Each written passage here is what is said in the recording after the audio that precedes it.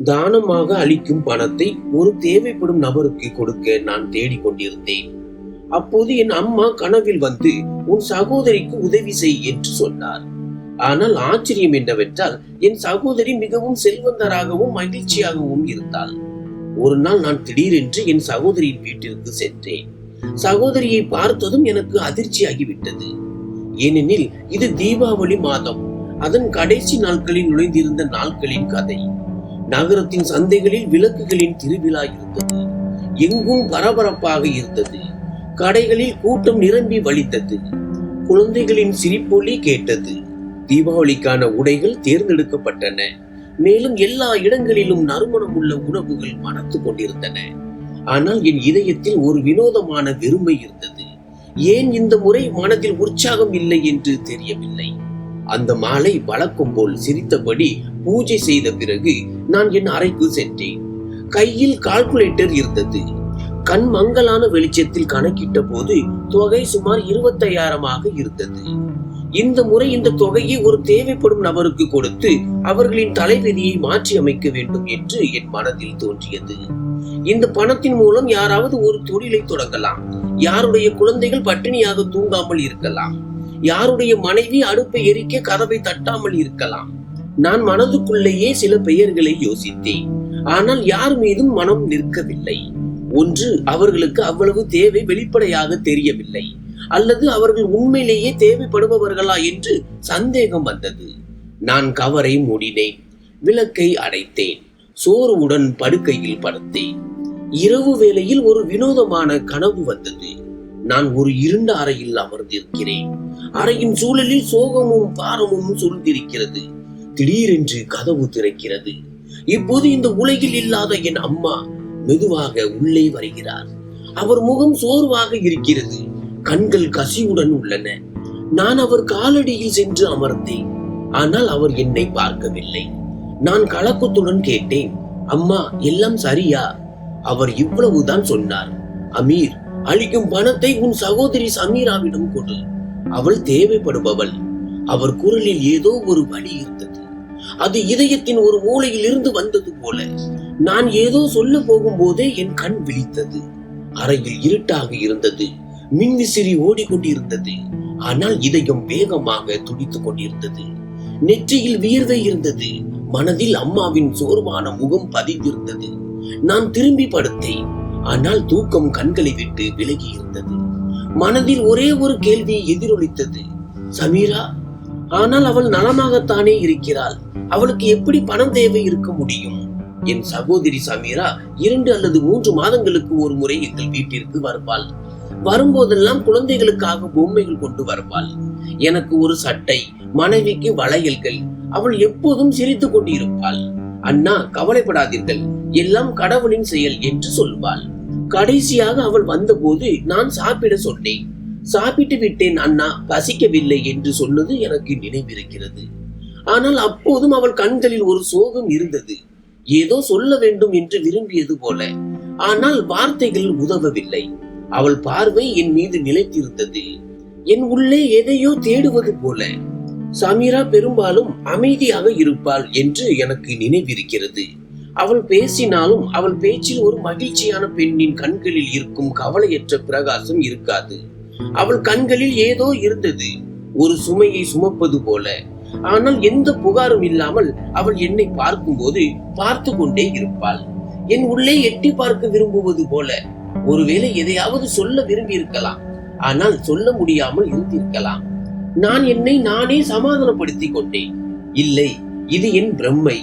அவள் மகிழ்ச்சியாக இருக்கிறாள். அவள் கணவர் வெளிநாட்டில் இருக்கிறார், பணம் அனுப்புகிறார், நல்ல வீடு இருக்கிறது. அவளுக்கு ஏதேனும் கஷ்டம் இருந்தால் அவள் என்னிடம் நிச்சயமாக சொல்லி இருப்பாள். ஆனால் இந்த வார்த்தைகள் என் இதயத்திற்கு ஆறுதல் தரவில்லை. நான் என்னிடம் சொன்னேன், ஒருவேளை இந்த கனவு நாள் முழுவதும் ஏற்பட்ட சோர்வின் விளைவாக இருக்கலாம், அல்லது மனதில் ஓடும் குழப்பங்களின் எதிரொலியாக இருக்கலாம். ஆனால் என் இதயம் எந்த வார்த்தையும் ஏற்க தயாராக இல்லை. ஒரு வினோதமான அமைதியின்மை இன்னும் இருந்தது.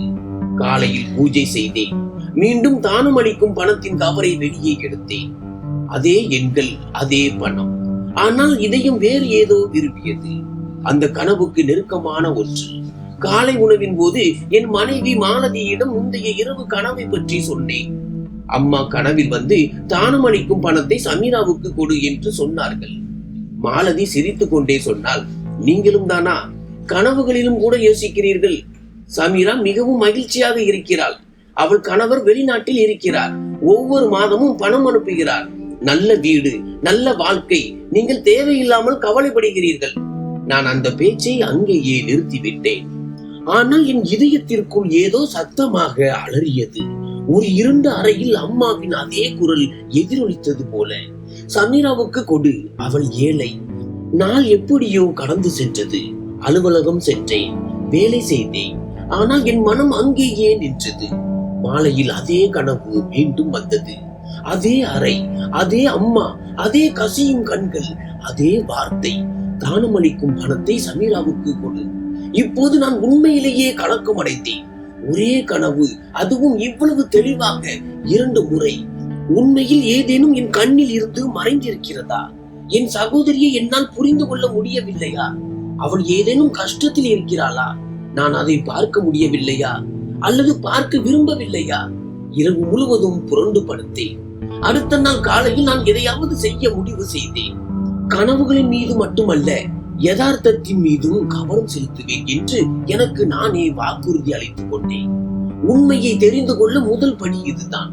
சமீராவிடம் பேசுவது, அவள் குரலை கேட்பது, அவள் கண்களில் மறைந்திருக்கும் உண்மையை கண்டறிவது. ஆனால் இது வெறும் ஆரம்பம்தான். உண்மையான யதார்த்தம் நான் அந்த கண்களை மீண்டும் பார்க்கும் போதுதான் வெளிப்படும். அதில் சிரிப்பு இருக்கும், ஆனால் இதயம் வேறொரு இடத்தில் அழுது கொண்டிருக்கும். காலை வெளிச்சம் ஜன்னல் திரைகள் வழியாக அறைக்குள் கசிந்து வந்தது. ஆனால் என் இதயம் இன்னும் கனமாக இருந்தது. காலை உணவின் போது மாலதி மீண்டும் அதே விஷயத்தை வலியுறுத்தினாள். சமீரா மகிழ்ச்சியாக இருக்கிறாள். ஒவ்வொரு முறை வரும்போதும் ஏதோ ஒன்றை கொண்டு வருகிறாள். உண்மையில் நான் கூட அதைத்தான் பார்த்தேன். சமீரா எப்போதும் விருந்தினர்களை உபசரிப்பதில் முன்னிருப்பாள். சில சமயம் குழந்தைகளுக்காக பொம்மைகள், சில சமயம் எனக்காக சட்டை மற்றும் என் மனைவியிடம் அன்பாக பேசுவாள். குழந்தைகளுடன் விளையாடுவாள், சிரிப்பாள். போகும்போதெல்லாம் அண்ணா, கடவுளுக்கு நன்றி, எல்லாம் சரியாகிவிட்டது என்று சொல்வாள். மக்கள் தங்கள் வசதியான எண்ணங்களில் இருந்து வெளியே வர விரும்புவதில்லை. எல்லாம் சரியாக நடப்பதாக தோன்றினால் நாம் பெரும்பாலும் யதார்த்தத்தை பார்க்க விரும்புவதில்லை. சமீராவின் சிரிக்கும் முகம், நல்ல உடைகள் மற்றும் அவளது விருந்தோம்பல், இவை அனைத்தும் அவள் மகிழ்ச்சியாக இருக்கிறாள், அவளுக்கு எதுவும் தேவையில்லை என்ற ஒரு வலுவான படத்தை காட்டின. ஆனால் இப்போது நான் கடந்த சந்திப்புகளை என் இதயத்தில் இருந்து நினைக்கும் போது எல்லாம் மாறுவது போல் உணர்கிறேன். இரவு தூங்குவதற்கு முன் நான் மொபைலில் மீராவின் படத்தை பார்த்தேன். அவள் முகத்தில் புன்னகை இருந்தது, ஆனால் கண்கள் இன்னும் காலியாக இருப்பது போல உணர்ந்தேன். அம்மாவின் வார்த்தைகள், அவரது கனவு மற்றும் சமீராவின் முகம் அனைத்தும் என் இதயத்தை தட்டின. நான் ஒரு நீண்ட மூச்சு விட்டேன், கண்களை மூடினேன். ஆனால் தூக்கம் வரவில்லை. என் இதயத்தில் ஒரு வெறுமை இருந்தது. ஒரு கேள்வி திரும்ப திரும்ப கதவை தட்டியது போல. நீ உன் சகோதரியை வெளியில் இருந்து மட்டும் பார்க்கிறாயா அல்லது இதயத்தில் இருந்துமா? நான் இந்த பிரம்மையை பிரம்மையாக நினைத்து புறக்கணிக்க மாட்டேன் என்று எனக்கு நானே வாக்குறுதி அளித்தேன். இந்த கனவுகள் வெறும் தற்செயலாக இருக்க முடியாது. அம்மாவின் கண்களில் கண்ணீர், அவள் பேச்சில் நடுங்கும் குரல் மற்றும் சமீராவின் அமைதி, இவை அனைத்தும் சத்தமாக எதையோ சொல்லிக் கொண்டிருந்தன. நான் உண்மையை அறிந்து கொள்வது என்று முடிவு செய்தேன். உண்மையை அறிவது எப்போதும் எளிதானது அல்ல. இரவு ஆழமாகிவிட்டது. அறையில் அமைதி அந்த அளவுக்கு பரவி இருந்தது. சுவர்கள் கூட மூச்சு விடுவதை நிறுத்தியது போல. நான் படுக்கையில் படுத்து கூரையை வெறித்து பார்த்து கொண்டிருந்தேன். தூக்கம் கண்களை விட்டு வெகு தொலைவில் இருந்தது. இதையும் இன்னும் நாள் முழுவதும் ஏற்பட்ட எண்ணங்களில் சிக்கி இருந்தது.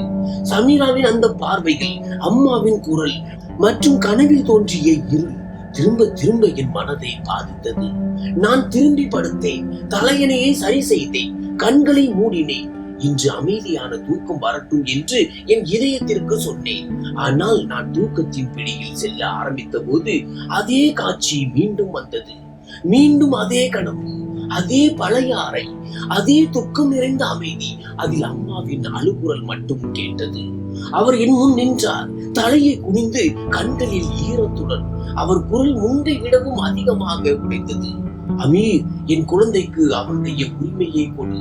அவள் உன் சகோதரி. அவள் உன் மீது உனக்கு முழு உரிமை உண்டு. நான் திடுக்கிட்டு எழுந்தேன். நெற்றியில் வியர்வை இருந்தது. இதய துடிப்பு மார்பை பிளந்து வெளியே வந்து விடும் போல் வேகமாக இருந்தது. நான் என் முகத்தை 2 கைகளாலும் மூடி ஆழ்ந்த மூச்சு விட்டேன். இப்போது இந்த கனவு வெறும் தற்செயலாக இல்லை. இது ஒரு குறிப்பு, ஒரு செய்தி, ஒரு கோரிக்கை. நான் படுக்கையில் இருந்து இறங்கினேன். சமையலறைக்கு சென்று ஒரு குவளை தண்ணீர் குடித்தேன். தண்ணீர் தொண்டைக்குள் இறங்கியது. ஆனால் என் இதயத்தின் வெப்பம் அப்படியே இருந்தது. இப்போது இந்த கனவு சாதாரணமாக இல்லை. 3 இரவுகளாக ஒரே காட்சி, ஒரே கேள்வி. நான் குழப்பத்தில் இருந்தேன். காலையில் பூஜை செய்த பிறகு காலை உணவு தயாராக இருந்தது. மாலதி வழக்கம் போல் மேஜையில் டீயையும் இட்லியையும் வைத்தாள். நான் அமைதியாக அமர்ந்திருந்தேன். அவள் என்னை பார்த்து, என்ன ஆச்சு, ஏன் இவ்வளவு அமைதியாக இருக்கிறீர்கள் என்று கேட்டாள். நான் நிமிர்ந்து மெதுவாக சொன்னேன். மீண்டும் அதே கனவு வந்தது. அம்மா மீண்டும் வந்து அதே விஷயத்தை சொன்னார்கள். மாலதி டீயை குடித்துவிட்டு லேசான புன்னகையுடன் சொன்னாள், கடவுளே, அம்மா கனவுகள் தினமும் வர ஆரம்பித்து விட்டன. சமீராவை பற்றி ஏன் இவ்வளவு கவலைப்படுகிறீர்கள்? அவள் முற்றிலும் நலமாக இருக்கிறாள். அவள் வரும்போதெல்லாம் நல்ல வீட்டு மருமகளை போல இருந்தாள். மகிழ்ச்சியான நல்ல உடையில் வருகிறாள். இப்போது நீங்கள் ஏன் ஒவ்வொரு விஷயத்தையும் மனதில் எடுத்துக் கொள்கிறீர்கள்? நான் எந்த பதிலும் சொல்லவில்லை. அவள் பேசிக்கொண்டே இருந்தாள். சில நேரங்களில் ஒருவரின் மனதும் அவருடன் விளையாடும். தீபாவளியின் போது எப்படியும் மக்கள் அதிகமாக யோசிப்பார்கள். இப்படிப்பட்ட கனவுகள் வருவது பொதுவானதுதான். ஆனால் இது என் மனதின் விளையாட்டு மட்டுமல்ல என்று எனக்கு தெரியும். என் முழு வாழ்க்கையையும் பார்த்த என் அம்மாவின் கண்கள் இப்போது அவைகளில் வருத்தம் மட்டுமே தெரிந்தது. அந்த குரல், அந்த சோர்வு, அந்த வலி, இவை அனைத்தும் வெறும் கற்பனை உலகின் வேதனையாக இருக்க முடியாது. மனைவியின் பேச்சால் மனம் நிறைவடையவில்லை. காலை உணவு முடிந்தவுடன் நான் நேராக என் அறைக்கு சென்றேன். உட்கார்ந்து பழைய புகைப்பட ஆல்பங்களை எடுத்தேன். சமீராவின் திருமண படங்களை பார்க்க ஆரம்பித்தேன். இளஞ்சிவப்பு உடையில் சிரித்துக் கொண்டிருந்த அவள் எப்போதும் போல இருந்தாள். ஆனாலும் வித்தியாசமாக தெரிந்தாள். அந்த சிரிப்பில் அப்போது ஒரு உண்மையான பிரகாசம் இருந்தது. இப்போதெல்லாம் அவள் சிரிப்பது வெறும் சம்பிரதாயம் போல இருந்தது. யாரோ ஒரு நடிப்பு செய்வது போல. நான் ஒரு பழைய படத்தை தேடினேன். அதில் நானும் அம்மாவும் சமீராவும் ஒன்றாக அமர்ந்திருந்தோம். சமீரா என் பக்கத்தில் ஒட்டி கொண்டிருந்தாள். அம்மா அவளுக்கு ஆசீர்வதித்துக் கொண்டிருந்தார். படம் உயிர் பெற்றது போல இருந்தது. என் கண்களில் ஈரம் நிறைந்தது. நான் உண்மையிலேயே என் சகோதரியை அடையாளம் காண முடியவில்லையா? அவள் முகத்தில் தெளிவாக எழுதப்பட்டிருந்த உண்மைகளை நான் வேண்டுமென்றே புறக்கணித்தேனா? மாலையில் அலுவலகத்திலும் என்னால் கவனம் செலுத்த முடியவில்லை. ஒவ்வொரு ஃபைலுக்கும் ஒவ்வொரு மின்னஞ்சலுக்கும் இடையில் அதே எண்ணம் மீண்டும் மீண்டும் வந்தது. அந்த கோரிக்கை வெறும் குரல் அல்ல, அது நான் நின்றிருந்த உண்மையின் வாசலாக இருந்தது. இரவில் மாலதி குழந்தைகளை தூங்க வைத்துவிட்டு தானும் படுத்து விட்டாள். நான் அறையின் விளக்கை அணைத்து விட்டு ஜன்னல் அருகே சென்று அமர்ந்தேன். வெளியே அமைதி சூழ்ந்திருந்தது. எங்கோ தூரத்தில் நாய்கள் குறைக்கும் சத்தம் மட்டுமே கேட்டது. நான் வானத்தை பார்த்தேன். நட்சத்திரங்கள் இருந்தன. ஆனால் என் இதயத்தில் இருள் இருந்தது. என் இதயத்தில் அம்மாவின் குரல் என்னும் எதிரொலித்தது. அது கனவு அல்ல, அது என்னிடம் கேட்கப்பட்ட ஒரு கேள்வி. நீ வெறும் சகோதரன் என்று அழைக்கப்படுவதற்காக பிறந்தாயா, அல்லது சகோதரனாக இருப்பதற்கான உரிமையையும் நிறைவேற்றுவாயா? நான் ஜன்னலை மூடிவிட்டு படுக்கையில் படுத்தேன். கண்களை மூடிவிட்டு பிரார்த்தனை செய்ய ஆரம்பித்தேன். கடவுளே, என் சகோதரி உண்மையில் ஏதாவது கஷ்டத்தில் இருந்தால் எனக்கு உண்மையை அறிய வை. என் அலட்சியத்திற்காக நான் பிராச்சித்தம் செய்ய எனக்கு தைரியம் கொடு. அது இரவின் கடைசி பகுதி. நான் மீண்டும் ஒரு முறை கனவில் இருந்து திடுக்கிட்டு எழுந்தேன். இதயம் வேகமாக துடித்துக் கொண்டிருந்தது. சுவாசம் சீரற்றதாகிவிட்டது. அறையின் அமைதியில் மின்விசிறியின் சத்தம் மட்டுமே எதிரொலித்தது. இது 4வது இரவு. தொடர்ந்து 4வது இரவு. அதே கனவு, அதே பழைய அறை, அதே மங்கலான வெளிச்சம் மற்றும் அம்மாவின் அதே சுகமான முகம். ஆனால் இந்த முறை அவரது வார்த்தைகள் சற்று மாறியிருந்தன. இப்போது அவர் வெறும் கெஞ்சவில்லை, மாறாக புகார் செய்து கொண்டிருந்தார். நீ கேட்கவில்லையா? என் கண்ணீர் உனக்கு தெரியவில்லையா? அமீர், என் குழந்தையின் குரலை கேள். உனக்கே எல்லாம் புரியும். நான் சில கணங்கள் அமைதியாக அமர்ந்திருந்தேன். யாரோ என் மார்பில் ஒரு கனமான சுமையை வைத்தது போல உணர்ந்தேன். நான் தலையணைக்கு அடியில் இருந்து மொபைலை எடுத்தேன். நேரத்தை பார்த்தேன். 3:12. நாக்கு மௌனமாக இருந்தது. ஆனால் இதயம் தொடர்ந்து ஒரே ஒரு பிரார்த்தனையை செய்து கொண்டிருந்தது. கடவுளே, எனக்கு உண்மையை அறியவை. காலை விடிந்தவுடன் நான் இன்று சமீராவுக்கு நிச்சயமாக போன் செய்ய வேண்டும் என்று முடிவு செய்தேன். என்னால் இந்த இருளில் இருக்க முடியாது. அம்மா 4 முறை அழைத்ததை இப்போது புறக்கணிப்பது அநீதிக்கு சமம், எனக்கும் அவளுக்கும். காலை உணவு மேஜையில் மாலதி வழக்கம் போல் சிரித்துக் கொண்டிருந்தாள். குழந்தைகளின் கோரிக்கைகளை கேட்டுக் கொண்டிருந்தாள். ஆனால் என் அமைதி அவளுக்கும் விசித்திரமாக தெரிந்தது. அவள் கேட்டாள், மீண்டும் அதே கனவு வந்ததா? நான் தலையை மட்டும் மாட்டினேன். எவ்வளவு நாட்களுக்கு இந்த கனவுகளுக்கு பின்னால் ஓடப் போகிறீர்கள்? சமீரா ஒருபோதும் புகார் செய்ததில்லை. நீங்கள் தான் அதிகமாக யோசிக்கிறீர்கள். நான் அவள் பேச்சை கேட்டேன், ஆனால் அதை புறக்கணித்தேன். இப்போது விஷயம் யாரோ சொல்வதோ அல்லது சொல்லாமல் இருப்பதோ இல்லை. இது என் மனசாட்சி ஆகிவிட்டது. மதியம் அலுவலகத்தில் வேலை செய்து கொண்டிருந்த போது விரல்கள் விசைப்பலகையில் நகர்ந்தாலும் கவனம் வேறு எங்கோ இருந்தது. என் இதய துடிப்பு மீண்டும் வேகமாகி கொண்டிருந்தது. நான் உடனடியாக போனை எடுத்து சமீராவின் எண்ணை டயல் செய்தேன். அழைப்பு நீண்ட நேரம் ஒலித்தது. நான் கிட்டத்தட்ட அதை கைவிட போகும் நேரத்தில் திடீரென்று போன் எடுக்கப்பட்டது. வணக்கம் அண்ணா. அவள் குரலில் அதே மென்மை இருந்தது, அதே பழைய அன்பு. ஆனால் இன்று வேறு ஏதோவும் இருந்தது.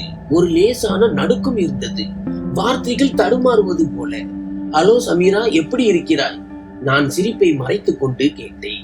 கடவுளுக்கு நன்றி அண்ணா, எல்லாம் சரியாக இருக்கு. அவள் பதில் எப்போதும் போல சுருக்கமாக இருந்தது. ஆனால் அவள் குரலில் என்னால் உணர முடிந்த, ஆனால் வார்த்தைகளால் விளக்க முடியாத ஒன்று இருந்தது. உடம்பு சரியா இருக்கா? குரல் கொஞ்சம் சோர்வாக தெரிகிறது. நான் கவனமாக கேட்டேன். இல்லை இல்லை, தூக்கம் சரியாக இல்லை, அவ்வளவுதான். குழந்தைகளை பள்ளிக்கு அனுப்ப வேண்டும். எல்லாம் நன்றாக இருக்கிறது அண்ணா, நீங்கள் கவலைப்பட வேண்டாம். ஆனால் நான் எப்படி கவலைப்படாமல் இருக்க முடியும்? அவள் ஒவ்வொரு வார்த்தையையும் தன்னை மறைக்க முயற்சிப்பது போல இருந்தது. அவள் சொன்ன வாக்கியங்களுக்கு பின்னால் வேறு ஏதோ இருந்தது. குரலில் ஈரம், உள் அழுகை போன்ற ஒரு நிறுத்தப்பட்ட மூச்சு. நான் அவளிடம் மேலும் பேச முயற்சித்தேன். ஆனால் அவள் மீண்டும் மீண்டும் பேச்சை சுருக்க முயன்றாள்.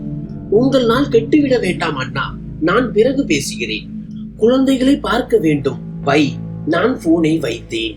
ஆனால் என் இதயம் மேலும் அமைதியற்றதாகிவிட்டது. நான் தெரிந்து கொள்ள சென்றதை விட அதிகமான கேள்விகளுடன் திரும்பி வந்தேன். நான் அலுவலகத்தின் ஜன்னல் அருகே சென்று நின்றேன்.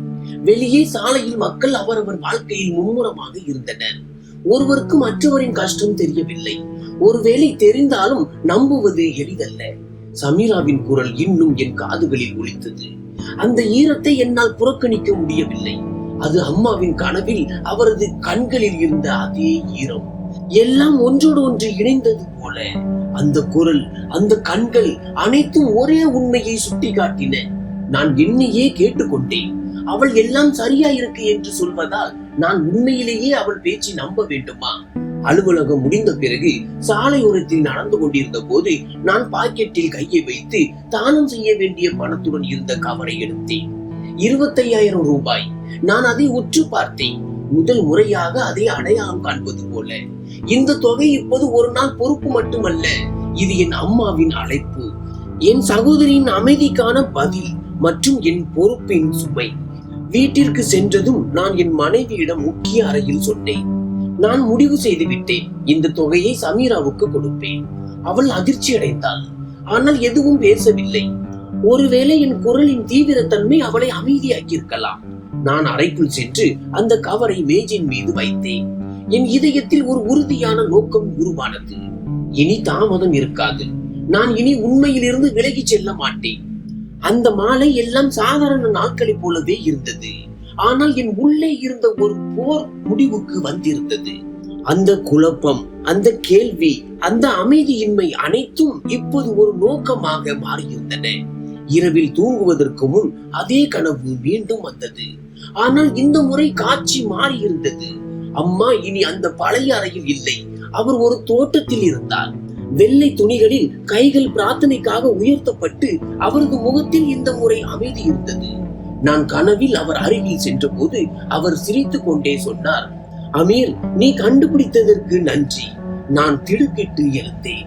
ஆனால் என் இதயத்தில் முதல் முறையாக அமைதி இருந்தது. உள்ளே ஏதோ சரியானது போல. நான் விளக்கை ஏற்றி அந்த கவரை என் கையில் எடுத்தேன். இது வெறும் பணம் அல்ல, இது என் மனசாட்சியின் குரல், அம்மாவின் விருப்பம், இரவுகளின் பிரார்த்தனைகளின் அமைதி மற்றும் சமீராவின் அமைதிக்கான பதில். இப்போது அடுத்த கட்டம் அந்த கதவு வரை சென்று அவள் அமைதிக்கு பின்னால் என்ன மறைந்திருக்கிறது என்பதை கண்டுபிடிப்பதுதான். ஏனெனில் சில உண்மைகளை வார்த்தைகள் சொல்வதில்லை, அவை கண்களில் மறைந்திருக்கின்றன. பேசாத ஆனால் கெஞ்சும் கண்கள். இரவு இருந்தது. பல மாதங்களாக என் இதயத்தில் இருந்த சுமை ஓரளவுக்கு இலகுவாகி இருந்தது. ஆனால் இந்த அமைதி தற்காலிகமானது. வெறுமனே கவரை கையில் வைத்திருப்பதால் எதுவும் மாறாது என்று எனக்கு தெரியும். நான் சென்று சமீராவின் கண்களில் மறைந்திருக்கும் உண்மையை பார்க்கும் போதுதான் மாற்றம் நிகழும். அடுத்த நாள் காலையில் நான் அமைதியாக காலை உணவு சாப்பிட்டேன். மாலதி என் நிலையை புரிந்து கொண்டிருந்தாள். ஒருவேளை முதல் முறையாக எந்த கேள்வியும் கேட்காமல் அவள் சொன்னாள், சரி, இன்று சமீராவின் வீட்டிற்கு போகலாம், உங்கள் மனமும் திருப்தி அடையும். நான் தலையை மட்டும் ஆட்டினேன். விவாதம் இல்லை, குழப்பம் இல்லை. என் மனதில் ஒரு அமைதியான பிரார்த்தனை மட்டுமே இருந்தது. உண்மை என்னவென்று வெளிவரட்டும். சாலையில் அமைதியை சூழ்ந்திருந்தது. நகரத்தின் தெருக்களில் பரபரப்பு இருந்தது. மக்கள் தீபாவளி ஏற்பாடுகளில் மும்முரமாக இருந்தனர். கடைகளுக்கு வெளியே நீண்ட வரிசைகள் இருந்தன. ஆனால் என் இதய உலகம் முற்றிலும் காலியாக இருந்தது. ஒவ்வொரு தெருவும் ஒவ்வொரு திருப்பமும் ஒரே இடத்தை நோக்கி இட்டு சென்றது. சமீராவின் கதவை நோக்கி நாங்கள் அந்த தெருவை அடைந்த போது என் இதய துடிப்பு வேகமாகியது. வண்டியை நிறுத்தினேன். என் மனைவி தன் துப்பட்டாவை சரி செய்தாள். நாங்கள் இருவரும் மெதுவாக கதவை நோக்கி நடந்தோம். கதவை தட்டினோம். ஒரு சில நிமிடங்களுக்கு பிறகு அன்பான புன்னகையுடன் சமீராவின் மாமியார் கதவை திறந்தார். அவள் முன்பு போலவே இருந்தாள். முகத்தில் உற்சாகம், நாக்கில் இனிமையான வார்த்தைகள். அடே அமீர், வாங்க. மாலதியும் கூடவா? உள்ளே வாருங்கள். நாங்கள் உள்ளே நுழைந்தோம். வீடு சுத்தமாக இருந்தது. தரையில் புதிய தரைவிரிப்பு விரிக்கப்பட்டிருந்தது. சுவர்களில் புதிய வண்ணம் பூசப்பட்டிருந்தது. அறையில் ஏர் பிரஷனரின் வாசம் இருந்தது. வெளியில் இருந்து பார்க்கும்போது இது ஒரு முழுமையான மற்றும் மகிழ்ச்சியான வீடு போல தெரிந்தது. சமீராவும் சிறிது நேரத்தில் உள்ளே வந்தாள். அவள் வெளிர் பச்சை நிற ஆடை அணிந்திருந்தாள். முடி நேர்த்தியாக கட்டப்பட்டிருந்தது. உதடுகளில் லேசான புன்னகை இருந்தது. வணக்கம் அண்ணா, அண்ணி என்று மெதுவாக சொன்னாள். என் மனைவி அவளை அணைத்துக் கொண்டாள். நான் ஆசீர்வதித்தேன். நாங்கள் வரவேற்பறையில் அமர்ந்த போது டீ, பிஸ்கட் மற்றும் கார வகைகள் வைக்கப்பட்டன. சமீராவின் 2 குழந்தைகளும் அருகில் வந்து அமர்ந்தனர். சுத்தமான உடைகள், கையில் சாக்லேட், முகங்களில் அப்பாவி களிப்பு. என் மனைவி சமீராவிடம் குழந்தைகளின் பள்ளியை பற்றி கேட்டாள். அவளும் இயல்பாக சிரித்துக் கொண்டே பதில் சொன்னாள். வெளிப்படையாக பார்த்தால் எல்லாமே சாதாரணமாக இருந்தது. எந்த பிரச்சனையும் சுட்டி காட்டுவது போல எதுவும் இல்லை. ஆனால் என் இதயத்தில் இன்னும் ஒரு அமைதியின்மை இருந்தது. நான் அமைதியாக சமீராவை பார்த்து கொண்டிருந்தேன். அவள் பேச்சு, அவள் பாணி அனைத்தும் வெளியில் இருந்து சரியாக இருந்தன. ஆனால் அவள் கண்கள் வேறு எதையோ சொல்லிக் கொண்டிருந்தன. ஒரு காலத்தில் பிரகாசமாக இருந்த அந்த கண்கள் இப்போது தொடர்ந்து ஈரத்தை மறைக்க முயற்சிப்பது போல இருந்தது. அவள் என்னிடம் பேசும்போது கண்களை பார்க்காமல் கீழே பார்த்து பதில் சொன்னாள். அவள் குரலில் ஒரு வினோதமான சோர்வு இருந்தது. அது கேட்பவர்களையும் சோர்வடைய செய்தது. மாலதி என் தோளை தட்டி மெதுவாக சொன்னாள், பார்த்தீர்களா, எல்லாம் சரியா இருக்கு. அவள் மகிழ்ச்சியாக இருக்கிறாள். குழந்தைகளின் நிலையும் நன்றாக இருக்கிறது. ஆம், ஆனால் அவள் சற்று கவலைப்பட்டாள் என்று சொன்னேன். நான் அவள் பேச்சை கேட்டேன். ஆனால் என் இதயம் ஏற்க தயாராக இல்லை. யாரோ சரியாக சொன்னது போல சில சமயங்களில் உண்மை கண்களால் மட்டுமே வெளிப்படுத்தப்படுகிறது, வார்த்தைகளால் அல்ல. சமீராவை என் மனைவி புகழ்ந்து கொண்டே இருந்தாள். குழந்தைகளின் வளர்ப்பில் அவளது உழைப்பு தெளிவாக தெரிந்தது. வீட்டையும் அவள் மிக நன்றாக பராமரித்திருந்தாள். நான் வெறும் ஆம் என்று தலையசைத்தேன். என் கையில் டீ கப் இருந்தது. ஆனால் அதன் சுவை எங்கோ தொலைந்து போயிருந்தது. ஒவ்வொரு வார்த்தையும் ஒவ்வொரு வாக்கியமும் ஒரு ஆழமான துக்கத்தை மறைக்க முயற்சிப்பது போல. சிறிது நேரம் கழித்து சமீரா கேட்டாள், அண்ணா, நீங்கள் எவ்வளவு நேரம் இருப்பீர்கள்? நான் ஏதாவது உணவு ஏற்பாடு செய்கிறேன். குழந்தைகளும் மாமா வந்திருக்கிறார், ஏதாவது சிறப்பு செய்யுங்கள் என்று சொன்னார்கள். அவள் குரலில் பாசம் இருந்தது. ஆனால் இதய துடிப்பின் சோர்வு இன்னும் மறையவில்லை. அவள் எழுந்து சமையலறைக்கு சென்றாள். நான் அங்கேயே அமர்ந்து அவளது அமைதியை புரிந்து கொள்ள முயற்சித்தேன். மாலதி மெதுவாக சொன்னாள், இப்போது உங்களுக்கு ஆறுதலாக இருக்கிறதா? அவள் உண்மையில் மகிழ்ச்சியாக இருக்கிறாள். நான் எதுவும் சொல்லவில்லை. ஜன்னல் வழியாக வெளியே பார்த்தேன். சாப்பிடும் போது மேஜையில் பல பொருட்கள் வைக்கப்பட்டிருந்தன. பிரியாணி, சிக்கன் ஃப்ரை மற்றும் இனிப்புக்கு கேசரி. குழந்தைகள் மகிழ்ச்சியில் குதித்தனர். நான் அவள் கண்களை பார்க்காமல் இருந்திருந்தால் உண்மையிலேயே எல்லாம் முழுமையாக இருந்திருக்கும். சாப்பிட்ட பிறகு நாங்கள் புறப்பட தயாரான போது நான் மீண்டும் ஒரு முறை சமீராவின் கண்களை பார்த்தேன். அவள் சிரித்துக் கொண்டிருந்தாள். ஆனால் அந்த புன்னகைக்கு பின்னால் ஒரு திரை இருந்தது. பல ஆண்டுகளாக இருந்த ஒரு திரை. அதன் பின்னால் துக்க கடல் மறைந்திருந்தது. நாங்கள் கதவு வழியாக வெளியே வந்த போது மாலதி மீண்டும் சொன்னாள், இப்போது உங்களுக்கு நம்பிக்கை வந்ததா? அவள் உண்மையில் மகிழ்ச்சியாக இருக்கிறாள். நான் அமைதியாக தலையசைத்தேன். மனதிற்குள் சொன்னேன், இல்லை, இன்னும் இல்லை. உண்மையை அடைய நான் இன்னும் நெருங்க வேண்டும். ஏனென்றால் இப்போது துக்கங்கள் மிகவும் ஆழமாகிவிட்டன. அவை கண்களால் மட்டுமல்ல, இதயத்தால் உணரப்படுகின்றன. மற்றும் என் இதயம் இன்று முதல் முறையாக உண்மையிலேயே அழுது விட்டது. வீடு திரும்பும் வழியெல்லாம் மாலதி பேசிக் கொண்டிருந்தாள். சமீராவின் உபசரிப்பு, உணவின் பாராட்டு, குழந்தைகளின் பராமரிப்பு. ஆனால் என் காதுகள் இப்போது செவிடாக இருந்தன. இதையும் வேறு ஒரு குழப்பத்தில் சிக்கி இருந்தது. வண்டி வீட்டின் வாசலில் நின்றவுடன் நான் சாவியை சுழற்றி கதவை திறந்து அமைதியாக உள்ளே சென்றேன். குழந்தைகள் ஓடி வந்து கேட்டார்கள், அப்பா, அத்தை ஏதாவது சொன்னார்களா? உணவில் என்ன இருந்தது? நாங்கள் எப்போது அவர்கள் வீட்டிற்கு செல்வோம்? நான் பாசத்துடன் அவர்கள் தலையை தடவி சிரித்துக் கொண்டே சொன்னேன், இன்னும் சில நாட்களில் மீண்டும் போவோம். என் மனைவி குழந்தைகளை சமாளிக்க ஆரம்பித்தாள். நான் என் அறைக்கு சென்று அமர்ந்தேன். தானம் கொடுக்கும் பணம் வைக்கப்பட்டிருந்த அந்த கவர் அன்றும் வைக்கப்பட்டிருந்த அதே இடத்தில் இன்னும் இருந்தது. அடுத்த நாள் வாழ்க்கை சாதாரணமாக தொடர்ந்தது. ஆனால் என் உள்ளே ஒரு வினோதமான அமைதியின்மை குடியேறி இருந்தது. நாட்கள் நகர்ந்தன. தீபாவளி நெருங்கிக் கொண்டிருந்தது. நகரத்தின் உற்சாகம் அதிகரித்துக் கொண்டிருந்தது. எல்லா இடங்களிலும் தெருக்களில் ஒளிர்தொடர்கள், சந்தைகளில் பரபரப்பு, குழந்தைகளின் மகிழ்ச்சி. ஆனால் இந்த வண்ணங்களுக்கு மத்தியில் நான் ஒரு வினோதமான மங்கலான உணர்வை உணர்ந்தேன். மாலதி குழந்தைகளின் தீபாவளி உடைகள் பட்டியலை காட்டினாள். நான் எதுவும் சொல்லாமல் அனைத்தையும் வாங்க அனுமதி கொடுத்தேன். அடுத்த நாள் நாங்கள் குழந்தைகளை அழைத்துக் கொண்டு சந்தைக்கு சென்றோம். கடையில் நின்ற ஒரு தருணத்தில் அனைவரும் சிரித்துக் கொண்டிருந்த போது நான் என்னை எல்லோரில் இருந்தும் தனிமைப்படுத்திக் கொண்டேன். என் சுற்றுப்புறத்தில் எல்லாம் இயங்கிக் கொண்டிருக்கிறது. ஆனால் நான் எங்கோ நின்று விட்டேன் என்று உணர்ந்தேன். எல்லாவற்றின் சத்தமும் அடங்கிவிட்டது. ஒரே ஒரு குரல் மட்டுமே எழுந்தது, அம்மாவின் குரல். அமீர், தானம் அளிக்கும் பணத்தை சமீராவுக்கு கொடு. சந்தையில் இருந்து திரும்பும் போது மாலதி சொன்னால், குழந்தைகளுக்கான ஷாப்பிங் முடிந்து விட்டது. இப்போது நீங்களும் உங்களுக்காக உடைகளை பாருங்கள். நான் பேச்சை தவிர்க்க முயன்றேன். ஆனால் இறுதியில் 2 உடைகளை வாங்கினேன். இருப்பினும் என் மனம் இன்னும் அதே போல் இருந்த அந்த கவரில் சிக்கியிருந்தது.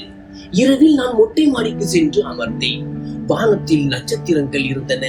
காற்றில் லேசான குளிர் இருந்தது. ஆனால் இதயத்தின் வெப்பம் வேறு ஒரு மட்டத்தில் இருந்தது. அளிக்கும் பணம், அம்மாவின் கனவு, இதயத்தின் துடிப்பு மற்றும் சகோதரியின் மறைக்கப்பட்ட உரிமை, இவை அனைத்தும் ஒரே நூலால் பிணைக்கப்பட்டிருந்தன. நான் இதுவரை யோசித்துக் கொண்டிருந்தேன். நான் இன்னும் எந்த நடவடிக்கையும் எடுக்கவில்லை. அந்த கணத்தில் எனக்கு தீவிரமாக உணர்ந்தது என்னவென்றால், உண்மையை அடையும் நோக்கத்தின் பொருள் வெறும் அறிவது மட்டுமல்ல, அதன்படி செயல்படுத்துவதும் ஆகும். நான் கீழே வந்து படுக்கையில் படுத்தேன். தூக்கம் வந்தது, ஆனால் அமைதி இல்லை. இந்த முறை கனவில் அம்மா வரவில்லை. ஆனால் ஒரு இருண்ட அறை இருந்தது. அந்த அறையின் கதவுக்கு பின்னால் சமீராவின் விம்மல் சத்தம் கேட்டது. நான் கதவை திறக்க விரும்பினேன்.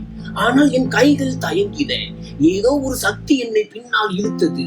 நான் அலறினேன், என்னை விடுங்கள், நான் அவளை காப்பாற்ற வேண்டும். ஆனால் என் குரலை கேட்க யாரும் இல்லை. காலையில் பறவைகளின் சத்தத்தால் கண் விழித்தேன்.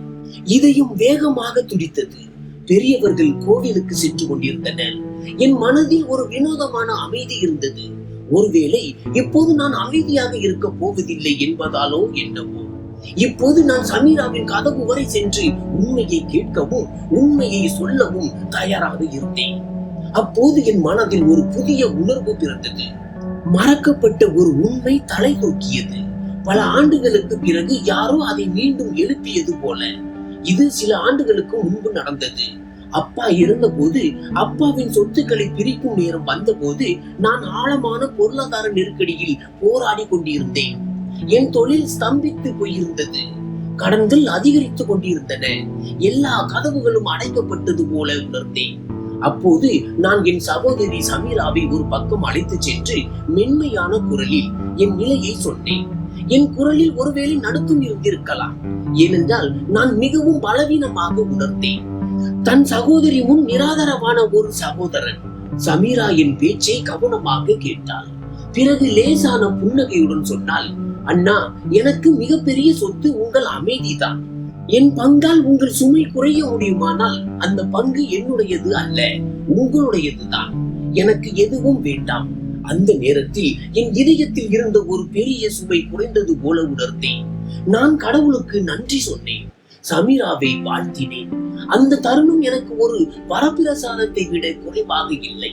ஆனால் சில வரங்களை உரிய நேரத்தில் திருப்பி தருவதும் கடமை என்பதை நான் மறந்துவிட்டேன்.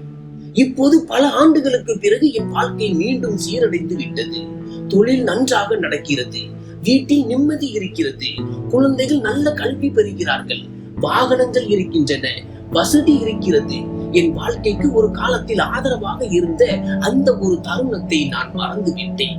சமீரா தன் பங்கில் இருந்து வெறும் பணம் கொடுக்கவில்லை. அவள் எனக்காக ஒரு வழியை திறந்து வைத்தாள். ஒரு தியாகத்தை செய்தாள். நான் அந்த தியாகத்தை ஒருபோதும் திரும்பி பார்க்கவில்லை. அதை திருப்பி தரவும் நினைக்கவில்லை.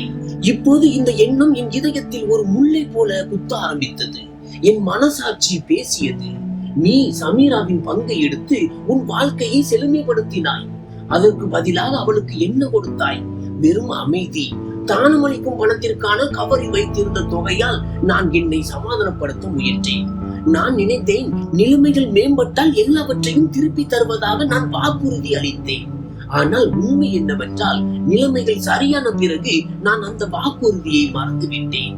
வாழ்க்கையின் வேகமும் என் சுயநலமும் ஒருவேளை இதை பற்றி யோசிக்க எனக்கு வாய்ப்பு கொடுக்கவில்லை. எல்லோரும் சேர்ந்து என் மீது இறக்கப்பட்டு அதை எனக்கு கொடுத்தார்கள். காலை விடிந்த போது என் மனதில் தெளிவான மற்றும் உறுதியான ஒரு முடிவு இருந்தது.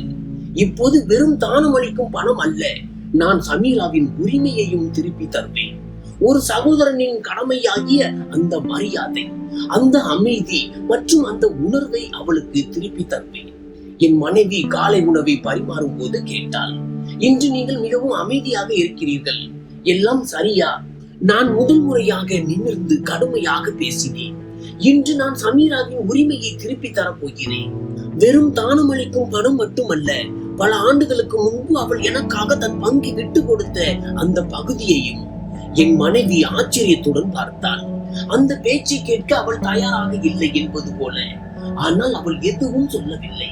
அமைதியாக தலையை மட்டும் அசைத்தாள். நான் அலமாரியில் இருந்து அந்த காகிதங்களை எடுத்தேன். பழைய கணக்குகள், பல ஆண்டுகளாக மூடப்பட்டிருந்த அந்த கணக்கு வழக்குகள் எல்லாவற்றையும் என் முன் வைத்து சமீராவின் கடந்த காலத்தை நான் மதிப்பிட்டேன். மேலும் அதை திருப்பி தருவது மட்டுமல்ல, மாறாக அவளுடைய குழந்தைகளுக்காக ஒரு நிரந்தர வருமானத்திற்கான வழியும் உருவாக்கப்படும் என்று முடிவு செய்தேன். ஏனென்றால் இப்போது உரிமைகள் வெறும் பணத்தால் செலுத்தப்படுவதில்லை. அதற்கு இதயத்தை குளிரச் செய்ய வேண்டும், எண்ணத்தை சுத்தப்படுத்த வேண்டும், காலத்தின் காயங்களுக்கு மருந்து போட வேண்டும். இப்போது நான் வெறும் சகோதரன் என்று அழைக்கப்படுவது மட்டுமல்லாமல் ஒரு சகோதரனாக இருப்பதற்கான உரிமையையும் நிறைவேற்ற வேண்டிய நேரம் இது. மேலும் அந்த உறவின் அடித்தளம் வெறும் அன்பாக மட்டுமல்ல, நீதியாகவும் இருக்க வேண்டும். அந்த இரவு சாதாரணமாக இருந்தது, ஆனால் சற்று வித்தியாசமாக இருந்தது. காற்றில் குளிர் இருந்தது, ஆனால் என் இதயத்தில் ஒரு வினோதமான சூடு இருந்தது. உள்ளே ஏதோ ஒரு நெருப்பு எரிவது போல. இரவு படுக்கையில் படுத்த போது தூக்கம் வராதது போல இருந்தது. கடைசியில் எப்போது தூங்கினேன் என்று தெரியவில்லை. கண்கள் மூடியவுடன் மீண்டும் அதே கனவு உலகம் என் முன் வந்தது. ஆனால் இந்த முறை காட்சி முன்பு இருந்ததை விட முற்றிலும் வித்தியாசமாக இருந்தது. நான் ஒரு அறியாத இடத்தில் நின்று கொண்டிருந்தேன். சுற்றிலும் மூடுபனி இருந்தது. அந்த மூடுபனியில் ஒரு நிழல் வேகமாக என்னை நோக்கி வந்தது. அது அருகில் வந்தவுடன் நான் அடையாளம் கண்டேன். அது என் அம்மா. ஆனால் நான் எப்போதும் அன்புடனும் மென்மையுடனும் பார்த்த அந்த அம்மா அல்ல. அவர் முகம் கடுமையாக இருந்தது. கண்களில் கண்ணீர் இல்லை, நெருப்பு இருந்தது. அவர் உதடுகள் நடுங்கின. ஆனால் குரலில் முன்பு கனவுகளில் இருந்தது போல நடுக்கம் இல்லை. இந்த முறை கோபம் இருந்தது, உண்மையான மற்றும் ஆழமான கோபம். அமீர், அவர் குரலில் மின்னல் இருந்தது. நான் ஒருபடி பின்வாங்கினேன். என் மகளின் கண்ணீர் என்னை வாழவிடவில்லை. அவள் குழந்தை பருவத்திலிருந்தே உன்னை நம்பினாள்.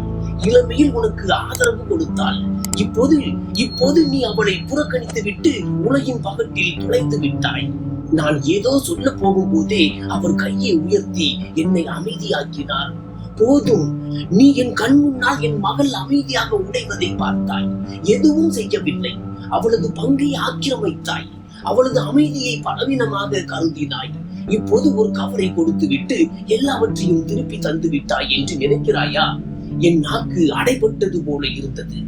என்னால் அழ மட்டுமே முடிந்தது, கெஞ்ச மட்டுமே முடிந்தது. நான் அவர் காலடியில் அமர்ந்தேன். கண்களில் இருந்து கண்ணீர் வழிந்தது. அம்மா, நான் தவறு செய்து விட்டேன். நான் மன்னிப்பு கேட்கிறேன். நான் எல்லாவற்றையும் திருப்பி தருவேன். அவளிடமும் மன்னிப்பு கேட்பேன், உங்களிடமும். ஆனால் அம்மாவின் முகம் கடுமையாகவே இருந்தது. அவர் திரும்பி சென்று கொண்டே சொன்னார், அவள் ஒவ்வொரு இரவும் தன் போர்வையில் ஒளிந்து அழுது கொண்டிருந்த போது இந்த மன வருத்தம் ஏன் வரவில்லை? நீ உன் சகோதரியின் கண்ணீரை துடைக்கும் வரை நான் உன்னை மன்னிக்க மாட்டேன். அம்மாவின் குரல் எதிரொலித்தது. அடுத்த நொடியே எல்லாம் மறைந்து விட்டது. நான் திடுக்கிட்டு எழுந்தேன்.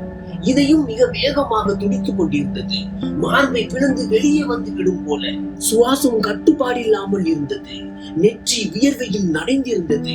கைகள் நடுங்கின. அறையில் ஆழ்ந்த இருள் இருந்தது. ஆனால் என் உள்ளே இருந்த இருள் அதை விட ஆழமாக இருந்தது. நான் 2 கைகளாலும் என் முகத்தை மூடினேன். அந்த அவமானத்தில் இருந்து என் முகத்தை மறைக்க விரும்புவது போல அது இப்போது முழு பலத்துடன் என் முன் வந்து நின்றது. அம்மா முதல் முறையாக என்னிடம் அப்படி பேசினார். கனவாக இருந்தாலும் அந்த கனவில் இருந்த உண்மை என் முழு யதார்த்தத்தையும் உலுக்கி விட்டது. இப்போது வெறும் மனசாட்சி மட்டுமல்ல, அம்மாவின் கோபமும் என்னுடன் இருந்தது. நான் புரிந்து கொண்டேன். நான் வெறும் எண்ணத்துடன் மட்டுமல்லாமல் செயலின் களத்தில் இறங்கி பல ஆண்டுகளுக்கு முன்பு என் நம்பிக்கையில் அவள் விட்டு சென்ற அவளது உரிமையை என் சகோதரிக்கு திருப்பி தரும் வரை இந்த கோபம் ஓயாது. நான் எழுந்து பூஜை செய்தேன். தரையில் விழுந்து தேம்பி தேம்பி அழுதேன். ஒருவேளை என் வாழ்க்கையில் முதல் முறையாக இவ்வளவு உண்மையான பிரார்த்தனை செய்தேன். கடவுளே, என்னை மன்னித்து விடு. நான் என் கடவுளின், என் அம்மாவின், என் சகோதரியின் நம்பிக்கையை உடைத்து விட்டேன். இப்போது நான் அநியாயமாக என்னுடையது என்று நினைத்த அனைத்தையும் திருப்பி தர எனக்கு தைரியம் கொடு. அதே கணத்தில் என் இதயத்தில் ஒரு விசித்திரமான ஒளி பிறந்தது. யாரோ உள்ளே ஒரு விளக்கை ஏற்றிவிட்டது போல. இப்போது எல்லாம் தெளிவாக இருந்தது. எந்த குழப்பமும் இல்லை. காலை வெளிச்சம் அறைக்குள் இறங்க ஆரம்பித்தது. பறவைகள் கீச்சிட்டன. ஆனால் என் உள்ளே இருந்த ஒரு போர் முடிவுக்கு வந்திருந்தது. நான் ஆடை மாற்றினேன். கையில் அந்த பழைய கவரை எடுத்தேன். அதனுடன் இன்னொரு கவரையும் தயார் செய்தேன். சமீராவின் பங்குக்கான முழு தொகையும். இப்போது அம்மாவின் கோபத்தை தணித்து சகோதரியின் கண்ணீரை துடைக்க வேண்டிய நேரம். அதே உத்வேகத்துடன் நான் அலுவலகத்திற்கு புறப்பட்டேன். வழியில் யோசித்துக் கொண்டிருந்தேன். சமீராவிடம் எப்படி பேசுவது, என்ன சொல்வது? பல ஆண்டுகளாக நான் அடக்கி வைத்திருந்த அந்த உண்மையை அவள் முன் எப்படி வைப்பது? என் கால்கள் தானாகவே அவள் வீட்டை நோக்கி திரும்ப தயாராக இருந்தன. ஆனால் அப்போது ஒரு முக்கியமான கூட்டம் வந்தது. நான் என்னிடம் சொன்னேன், இன்று மாலை எல்லாவற்றையும் அவள் கையில் ஒப்படைப்பேன். அலுவலகம் முடிந்த பிறகு நான் வழக்கமான பாதையில் செல்லாமல் ஒரு நீண்ட பாதையை தேர்ந்தெடுத்தேன். என் இதயம் அமைதியற்றதாக இருந்தது. ஒருவேளை அமைதியில் என் உள்ளே இருந்த குழப்பங்களை நான் தீர்க்க விரும்பினேன். வண்டி ஒரு சிக்னலில் நின்ற போது நான் எதிரில் நடைபாதையில் அமர்ந்திருந்த ஒரு பெண்ணை பார்த்தேன். அவள் தன் முகத்தை ஒரு கிழிந்த துப்பட்டாவால் மூடியிருந்தாள். அவள் தரையில் அமர்ந்திருந்தாள். கையில் ஒரு பழைய பிச்சை பாத்திரம் இருந்தது. அதில் சில நாணயங்கள் இருந்தன. அவளுடைய இருப்பு காலத்தின் அடியால் சோர்வடைந்தது போல தெரிந்தது. வெளிர் நிறமாக. ஆனால் அவளது கண்கள் பாரமாக இருந்தன. என் கைகள் தானாகவே பாக்கெட்டை நோக்கி சென்றன. நான் ஒரு நோட்டை எடுத்து வண்டியின் ஜன்னல் வழியாக அவளிடம் நீட்டினேன். அவள் நோட்டை பிச்சை பாத்திரத்தில் போடுவதற்கு பதிலாக 2 கைகளாலும் பற்றி கொண்டாள். வானத்தை பார்த்தாள். மெல்லிய குரலில் சொன்னால், கடவுள் உங்களை காப்பாற்றுவார் ஐயா. நீங்கள் செழிப்பாக இருக்க வேண்டும். உங்களுக்கு அமைதியை கொடுக்க வேண்டும். நான் ஆச்சரியத்துடனும் அவளை பார்த்து கொண்டே இருந்தேன். அவள் குரலில் ஒரு விசித்திரமான உண்மை இருந்தது. ஆனால் என் இதயத்தை தொட்டது அவளது கண்கள். அதே ஈரம், அதே சோர்வு, அதே மறைக்கப்பட்ட வலி அவளது கண்களில் தெரிந்தது. அது சமீராவின் கண்களை எனக்கு நினைவூட்டியது. என் இதயம் ஒரு கணம் நடுங்கியது. நான் அந்த பெண்ணை இன்னும் உன்னிப்பாக பார்த்தேன். உடைகள் பழையவை, ஆனால் முகத்தில் தீபாவளி நம்பிக்கையின் ஒரு சிறிய ஒளி இருந்தது. அந்த கண்கள், சில கணங்களுக்கு நான் சமீராவை பார்ப்பது போல உணர்ந்தேன். சிக்னல் பச்சையானது. வாகனங்கள் ஹாரன் அடிக்க ஆரம்பித்தன. நான் ஒரு கனவில் இருந்து விழித்தவன் போல ஆனேன். நான் வண்டியை முன்னோக்கி நகர்த்தினேன். ஆனால் என் இதயம் அங்கேயே நின்று விட்டது. வழியெங்கும் அந்த பிச்சைக்கார பெண், அவளது பிரார்த்தனைகள், அவளது கண்கள் என் கண்களுக்கு முன் வந்து போயின. மாலை வந்தவுடன் நான் சமீராவுக்கு போன் செய்தேன். அவளது குரல் எப்போதும் போல சாதாரணமாக இருந்தது. ஆனால் இப்போது நான் அந்த சாதாரண தன்மையை புரிந்து கொண்டேன்.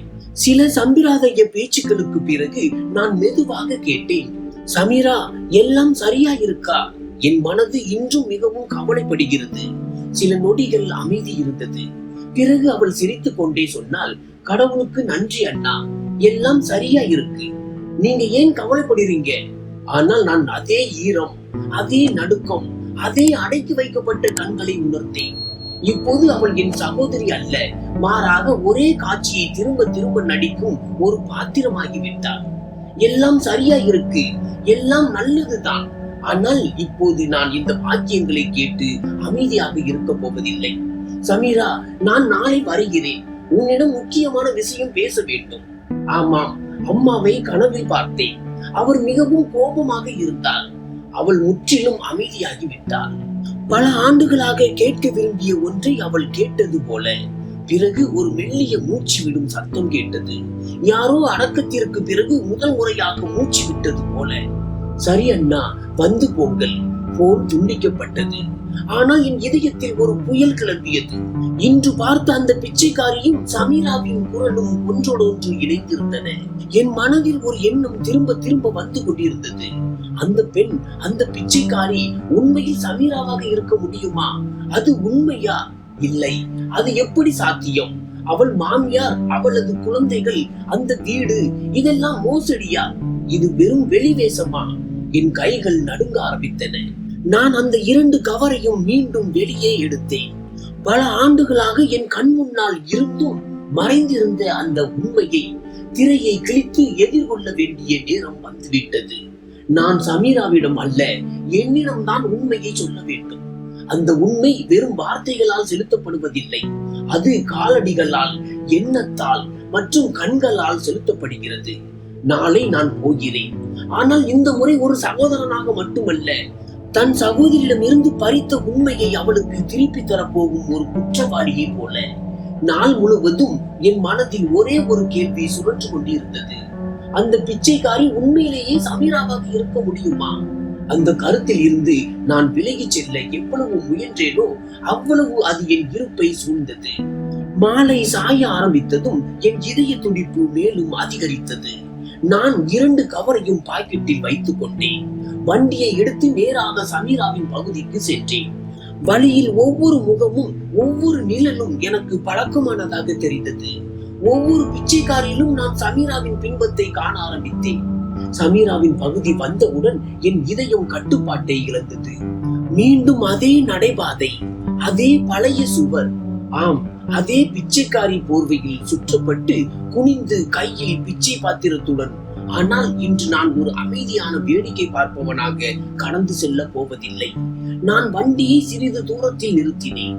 வெளியே வந்து மெதுவாக அவளை பின்தொடர ஆரம்பித்தேன். அந்த பிச்சைக்காரி ஒரு குறுகிய சந்தில் திரும்பினாள். என் கால்கள் தரையில் ஒட்டி கொண்டது போல இருந்தது. இது சமீராவின் வீட்டின் பின்பக்கம் உள்ள சந்தாக இருந்தது. சில சமயங்களில் என் உடலில் ஒரு சிலிர்ப்பு ஓடியது. நான் என் வேகத்தை குறைத்து தூரத்தில் இருந்தே அவளை பார்க்க ஆரம்பித்தேன். அவள் மெதுவாக ஒரு பழைய மர கதவை திறந்தாள். அது பொதுவாக யாருடைய கண்களிலும் படாது.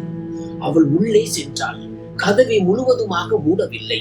என் சுவாசம் நின்றது. நான் மெதுவாக அந்த கதவின் அருகில் சென்று குனிந்து உள்ளே எட்டி பார்த்தேன். நான் அங்கே கண்ட காட்சி என் ஆன்மாவையே உலுக்கியது.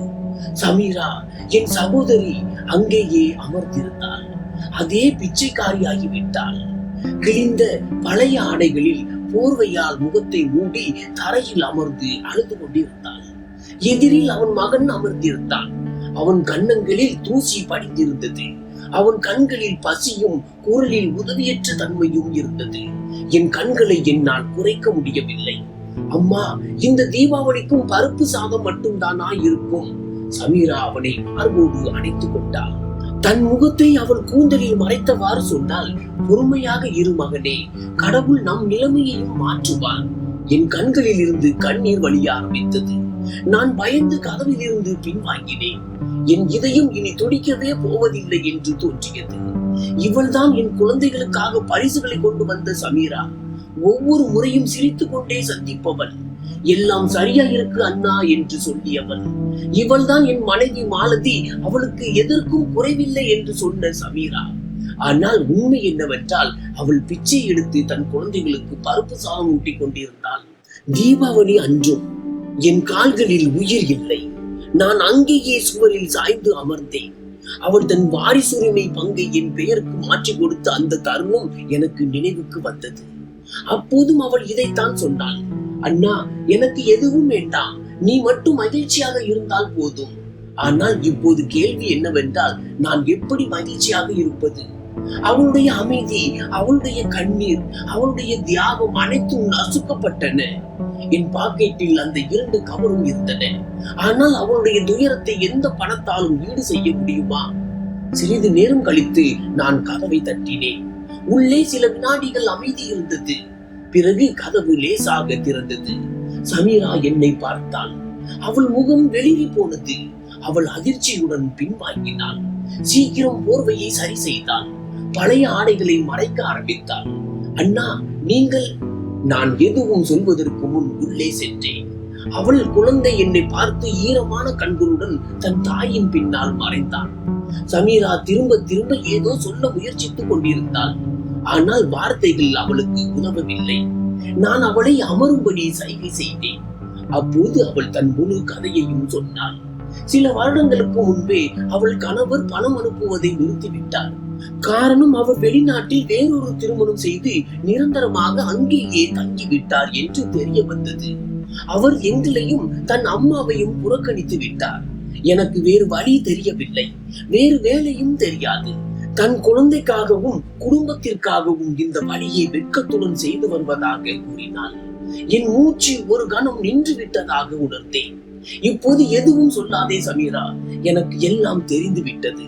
நீ நிறைய மறைத்தாய், ஆனால் உன் கண்கள் எல்லாவற்றையும் சொல்லிவிட்டன. அவள் தேம்பி தேம்பி அழ ஆரம்பித்தாள். நான் அவள் அருகில் சென்று அமர்ந்தேன். அவள் தோளில் கை வைத்து மெதுவாக சொன்னேன், நான் உன் கனவுகளில் உன் குற்றவாளியாக வந்து கொண்டிருந்தேன். நான் இதெல்லாம் வெறும் மனதின் பிரம்மை என்று நினைத்தேன். ஆனால் இப்போது என் கண்கள் திறந்து விட்டன. சமீரா, இது உன் உரிமை. ஒரு சகோதரன் மீதான பாசத்தால் நீ தியாகம் செய்த உரிமை. இப்போது நான் அதை திருப்பி தர வந்துள்ளேன். நான் 2 கவரையும் அவன் முன் வைத்தேன். தானம் அளிக்கும் பணம் மற்றும் வாரிசுரிமை பங்கு, இது அனைத்தும் உன்னுடையது. இது கடைசி நடவடிக்கை மட்டுமல்ல, முதல் நடவடிக்கை. நான் உனக்கு ஒரு தனி வீடு வாங்குவேன். குழந்தைகளின் கல்விக்கு முழு ஏற்பாடு செய்வேன். நீ இனி ஒருபோதும் பிச்சை எடுக்க வேண்டியதில்லை. இது என் வாக்குறுதி. இந்த வாக்குறுதி வெறும் வாய்மொழி அல்ல, இது என் மனசாட்சியின் முடிவு. சமீரா கவரை பிடித்துக் கொண்டாள். ஆனால் அவளது கண்களில் இருந்து வழிந்த கண்ணீரை நிறுத்த முடியவில்லை. அம்மா மட்டும் உயிருடன் இருந்திருந்தால், இதையெல்லாம் பார்த்திருந்தால் அவள் மனம் குளிர்ந்து போயிருக்கும் என்று முணுமுணுத்தாள். நான் வானத்தை பார்த்தேன், அவரிடம் மன்னிப்பு கேட்பது போல. அம்மா என்னை 4 கனவுகளில் எழுப்பினார். 5வது முறை கோபத்துடன் சென்றார்.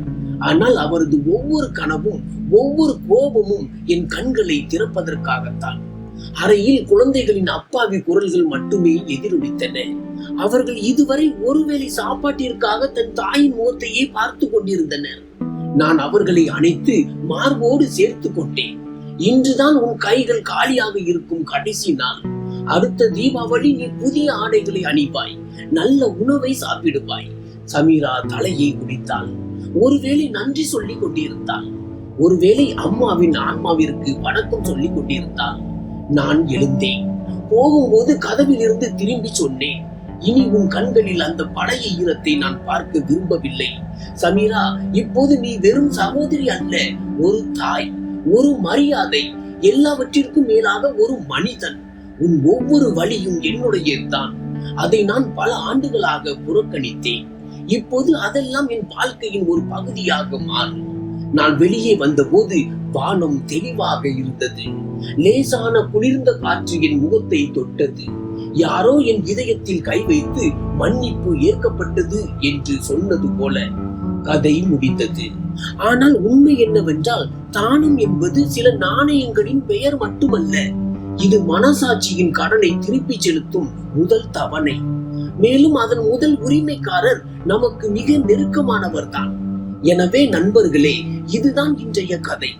இந்த கதையை பற்றிய உங்கள் கருத்து என்ன? அதை கமெண்ட் பாக்ஸில் அவசியம் சொல்லுங்கள். நன்றி.